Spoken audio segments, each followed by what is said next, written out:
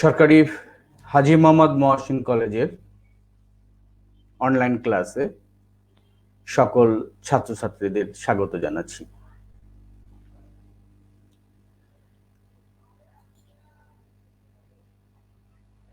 আমি খন্দকার মুকুল আহমেদ,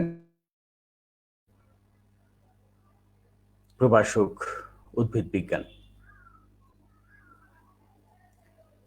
সুপ্রিয় ছাত্রছাত্রীবৃন্দ, তথ্য ও যোগাযোগ প্রযুক্তি বিষয়ের প্রথম অধ্যায়ের তথ্য যোগাযোগ প্রযুক্তির সাম্প্রতিক প্রবণতা বিষয়গুলো নিয়ে আমরা ইতিপূর্বে আলোচনা শুরু করেছিলাম। এই সাম্প্রতিক প্রবণতার বিষয়গুলোরই অনেকগুলো বিষয় আমাদের পাঠ্যসূচিতে অন্তর্ভুক্ত। আমরা আজকের পাঠে চেষ্টা করব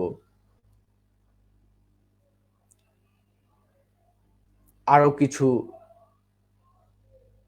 বিষয় নিয়ে আলোচনা করার জন্য।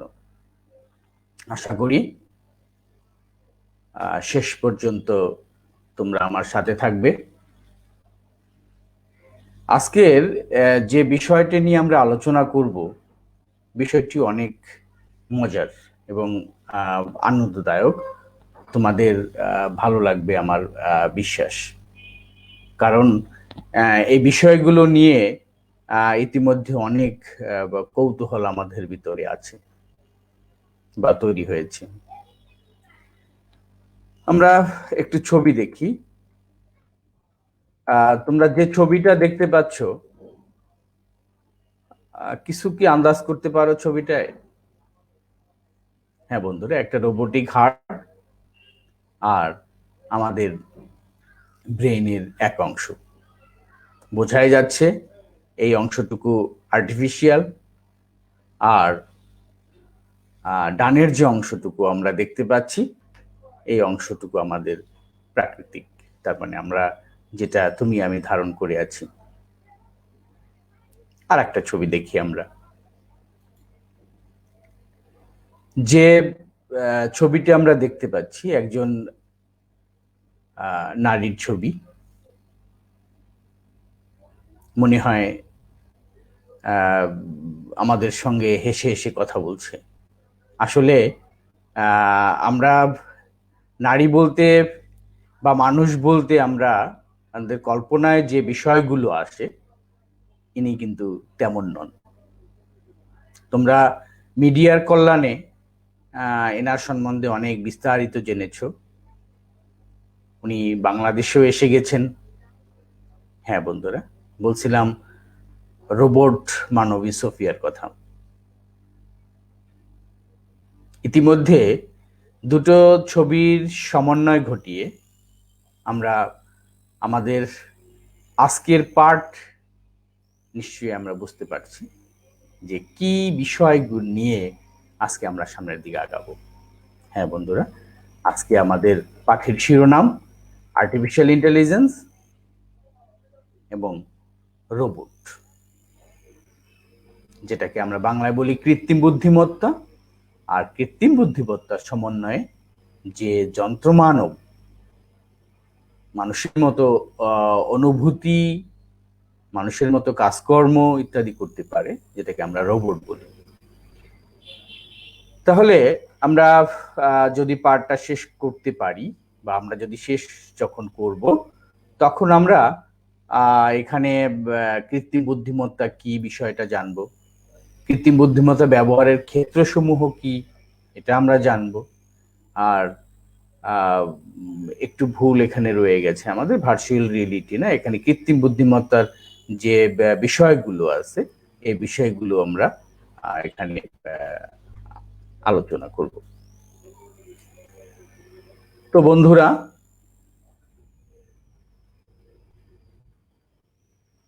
আমাদের কৃত্রিম বুদ্ধিমত্তাটা কি? কৃত্রিম বুদ্ধিমত্তা হলো, নাম শুনেই বোঝা যাচ্ছে কৃত্রিম, তার মানে যেটা প্রাকৃতিক না, আর্টিফিশিয়াল। মানুষের চিন্তা ভাবনাকে প্রযুক্তি নির্ভর যন্ত্রের মাধ্যমে বাস্তবায়ন করাই কৃত্রিম বুদ্ধিমত্তা। তার মানে আমরা যে চিন্তা ভাবনা করি, মানুষ যে চিন্তা ভাবনা করে, এই চিন্তা ভাবনাটা যখন আমরা কোনো যন্ত্রের ভিতরে দেখতে পাই, তখন সেটাকে আমরা বলবো কি কৃত্রিম বুদ্ধিমত্তা। কৃত্রিম বুদ্ধিমত্তার ক্ষেত্রে যে বিষয়গুলো আমাদের ভাবায়, সেগুলো হলো যন্ত্র কিভাবে মানুষের মতো চিন্তা করবে, কিভাবে অসম্পূর্ণ তথ্য দিয়ে পূর্ণাঙ্গ সিদ্ধান্তে পৌঁছাবে, কিভাবে সমস্যার সমাধান করবে, কিভাবে বিচক্ষণতার সাথে পরিকল্পনা প্রণয়ন করবে, কিভাবে সফলতার সহিত খেলাধুলা করবে, ইত্যাদি বিষয়গুলো নিয়েই আমাদের কৃত্রিম বুদ্ধিমত্তা কাজ করে। তার মানে আমরা যেভাবে চিন্তা ভাবনা করি, এই চিন্তা ভাবনার প্রতিফলন এই কাজগুলোই যদি আমরা কোনো বিষয়ের উপরে দেখতে পাই, তখন সেটাকে আমরা বলবো কি, ওই বিষয়গুলোকে আমরা বলবো কি কৃত্রিম বুদ্ধিমত্তা। তোমরা একটা জিনিস এখানে বুঝতে পেরেছো কিনা আমি জানি না, সেটা হলো যে কৃত্রিম বুদ্ধিমত্তা যেটা, আর্টিফিশিয়াল ইন্টেলিজেন্স যেটা, এটা কিন্তু এক ধরনের সফটওয়্যার, তাই না? আর এই ক্ষেত্রে যে সফটওয়্যারগুলো আমরা ব্যবহার করি আর্টিফিশিয়াল ইন্টেলিজেন্সের ক্ষেত্রে, সেটা হলো লিপস, সি লিপস, প্রোলগ, তারপরে সি বা সি প্লাস প্লাস, জাভা ইত্যাদি যে প্রোগ্রামিং ল্যাঙ্গুয়েজগুলো আছে, এই প্রোগ্রামিং ল্যাঙ্গুয়েজগুলো আমরা এক্ষেত্রে ব্যবহার করি। তোমরা সংজ্ঞাটা একটু মনে রাখবে, আর যে যে বিষয়গুলো আমরা এখানে ব্যবহার করি সেই বিষয়গুলো একটু মনে রাখবে, কারণ তোমাদের জ্ঞানের প্রশ্নে বা অনুধাবনের প্রশ্নে এখান থেকে যদি স্মরণ রাখতে পারো, ওখানে তোমরা অ্যান্সার করতে পারবে। কৃত্রিম বুদ্ধিমত্তা আমরা কোন কোন ক্ষেত্রে ব্যবহার করি, যেটা আমরা আমাদের পাঠের শুরুতেই আমরা বলে আসছিলাম, যে রোবট উপলব্ধি বা প্রাকৃতিকভাবে ভাষার প্রক্রিয়াকরণের ক্ষেত্রে আমরা কৃত্রিম বুদ্ধিমত্তাকে ব্যবহার করতে পারি। ভার্চুয়াল রিয়েলিটি আমরা পড়ে আসছিলাম, ওখানে আমরা কৃত্রিম বুদ্ধিমত্তা ব্যবহার করতে পারি। কম্পিউটার দ্বারা মানুষের মতো কাজ সম্পাদনের ক্ষেত্রে আমরা কৃত্রিম বুদ্ধিমত্তা ব্যবহার করতে পারি। জ্ঞান অর্জন বা তার প্রয়োগে আমরা কৃত্রিম বুদ্ধিমত্তা ব্যবহার করতে পারি। আর সৃষ্টিশীলতা ও কল্পনা শক্তির প্রদর্শনের ক্ষেত্রেও আমরা কৃত্রিম বুদ্ধিমত্তাকে ব্যবহার করতে পারি। বন্ধুরা, তাহলে আমরা এর বাস্তব প্রয়োগ যেটা আমরা দেখি, সেটা হলো বিশেষ করে ওই যে রোবট উপলব্ধির ক্ষেত্রে। আর তোমরা ইদানিং দেখছো যে আমাদের বিভিন্ন কাজে আমরা রোবটকে আমরা ব্যবহার করছি, যে কাজগুলো আমরা নিজেরা করতেই স্বাচ্ছন্দ্য ফিল করি না, সেই কাজগুলোর ক্ষেত্রেই বা অনেক ক্ষেত্রে আমরা একটু ঝামেলা মনে করি, সেখানে আমরা রোবটকে ব্যবহার করি। তাহলে এখানে যে শব্দটা আমরা ব্যবহার করি সেটা হলো রোবোটিক্স। রোবোটিক্স আর রোবট দুটো শব্দ কিন্তু আলাদা।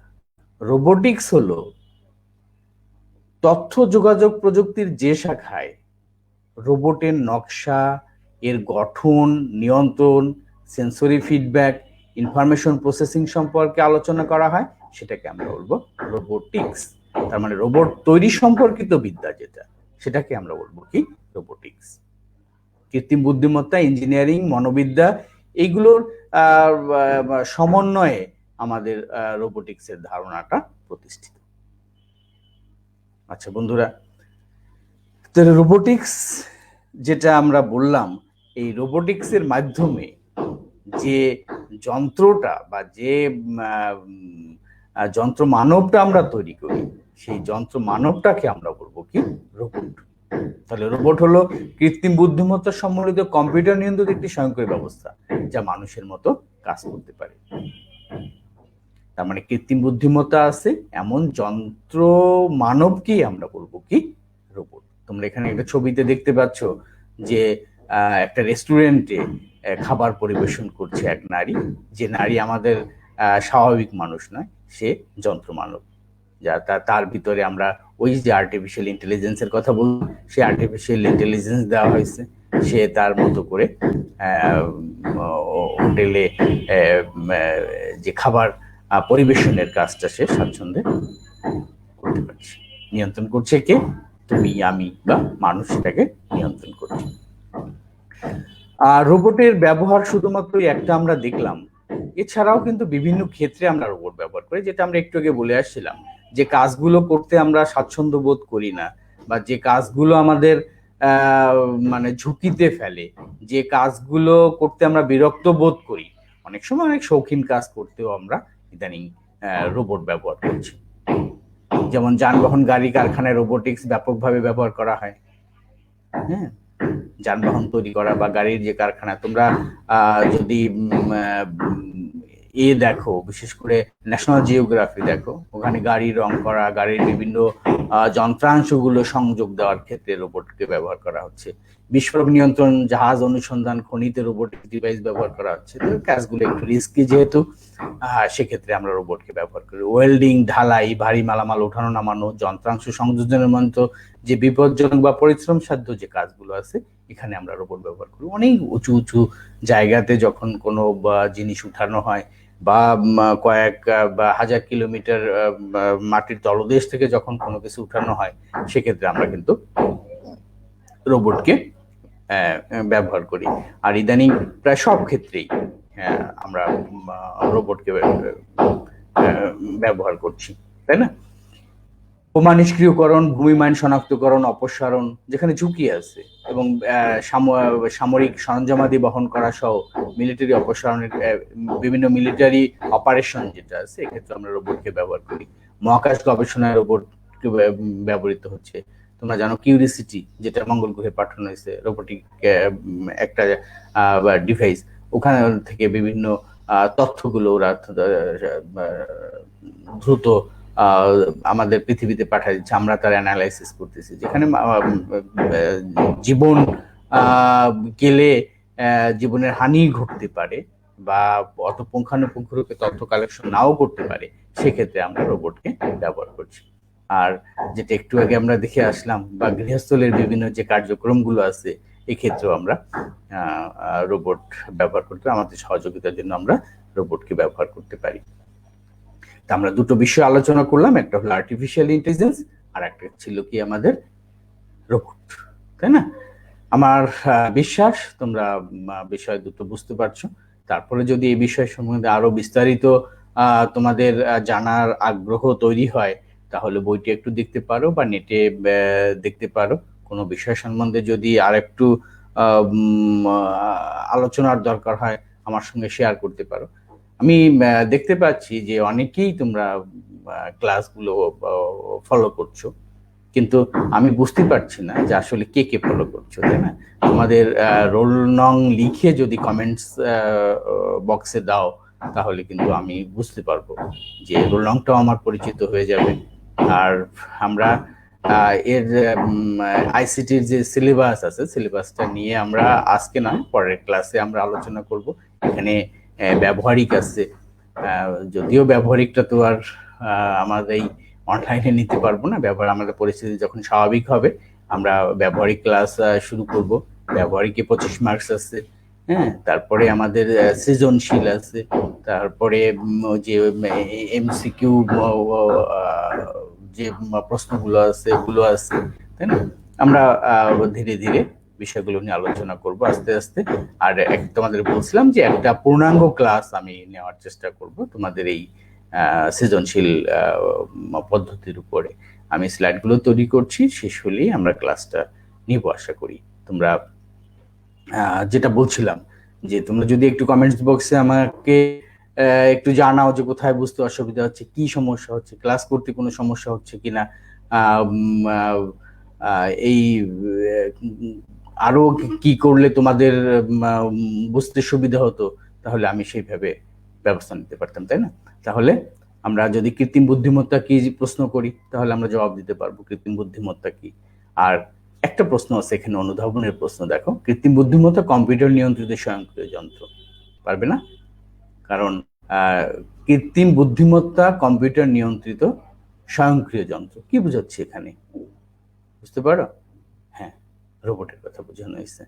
হ্যাঁ, তোমরা বাসায় অনুধাবনের প্রশ্ন লেখা তো তোমরা জানো যে দুটো অংশ থাকে, প্রথমে জ্ঞান, তারপরে অনুধাবন। জ্ঞানের একটা অংশ, অনুধাবনের একটা অংশ। যাই হোক, আমরা বাড়িতে শিক্ষা ক্ষেত্রে তুমি কৃত্রিম বুদ্ধিমত্তাকে কিভাবে ব্যবহার করতে পারো, তোমার ক্রিয়েটিভিটি কিভাবে তুমি কাজে লাগাতে পারো, বা তোমার কল্পনা শক্তি কিভাবে এখানে কাজে লাগাতে পারো, বিষয়গুলো নিয়ে একটু লিখে রাখতে পারো বা চিন্তা ভাবনা করতে পারো। লিখে রাখাটাই ভালো। চিন্তা ভাবনাটাকে যখন তুমি লিখে রাখবে, তখন সেটা তুমি পরবর্তীও বুঝতে পারবে, ওর সঙ্গে আবার সংযোজন বিয়োজন করতে পারবে। যাই হোক বন্ধুরা, সবাইকে ধন্যবাদ জানাচ্ছি এতক্ষণ আমাদের ক্লাসে ধৈর্য সহকারে ক্লাসগুলো উপভোগ করার জন্য বা সংযুক্ত থাকার জন্য। আর সেই একই মেসেজ, সামাজিক দূরত্ব মেনে চলি, সুস্থ থাকি, কারণ আসলে পরিস্থিতি আমাদের এখনো অনুকূলে না। এখনো প্রতিনিয়তই অনেক জীবনহানি হচ্ছে, প্রতিনিয়তই সংক্রামিত হচ্ছে। অতএব আমরা নিরাপদ দূরত্ব বজায় রাখি, মাস্ক ব্যবহার করি, তারপরে বাইরে থেকে আসলে আমরা সাবান পানি দিয়ে হাত, বা সম্ভব হলে আমরা সম্পূর্ণ দেহ ওয়াশ করে নিতে পারি যদি সম্ভব হয়। না হলে অন্তত হাত পা ভালো করে আমরা ধুয়ে তারপরে আমরা অন্যান্য যে পরিবারের যে অন্যান্য ব্যক্তিবর্গ আছে তাদের সংস্পর্শে আসি। তো ধন্যবাদ, আবার দেখা হবে আগামী ক্লাসে। সে পর্যন্ত সবাই সুস্থ থাকো, সবাই নিরাপদ থাকো।